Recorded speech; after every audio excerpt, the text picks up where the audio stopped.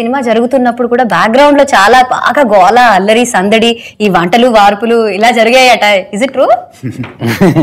మా ఫస్ట్ రోజు షూటింగ్ జరిగిన రోజున ఓపెనింగ్ రోజున వచ్చారు కదా, సెట్ లో రాగానే అంతా ఈవినింగ్ ఆ రోజున 624 మంది భోజనాలు చేసాం. ప్రతిరోజు ఒక పెళ్లి లాగా ఫస్ట్ డే. చూడటానికి బాగున్నాయి కదండి అన్ని, తీయటానికి ఆయనకి అంటే అంతమందిని అసెంబ్లీ చేసి అంతమంది యాక్టర్స్ ని అది ముందు అనుకున్నప్పుడు బాగుండింది.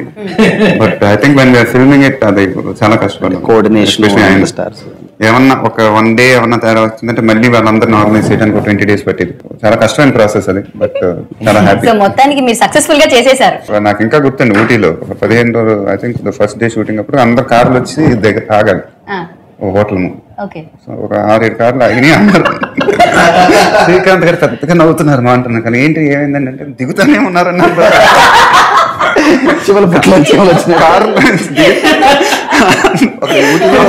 ఇంతమంది జనం ఉన్నారా సినిమా. కానీ జనాలు అంటే ఎప్పుడు సరదాగా సందడిగానే ఉంటుంది. అదే కావాలండి, అదే కాదండి, అదే మెయిన్.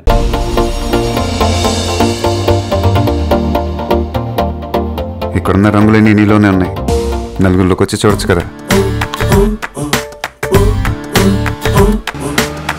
అబ్బాయిలకు కావాల్సింది ఒక హగ్, ఒక ముద్దు, అంతే. దానికోసం ఏవైనా చేసేస్తారు. చాలా చూసేసినట్టుంది. దూరం నుంచి చూడడం కంటే దగ్గర నుంచి చూడడం ఇంకా బాగుంటుందని వచ్చేసా. బాగున్నాం.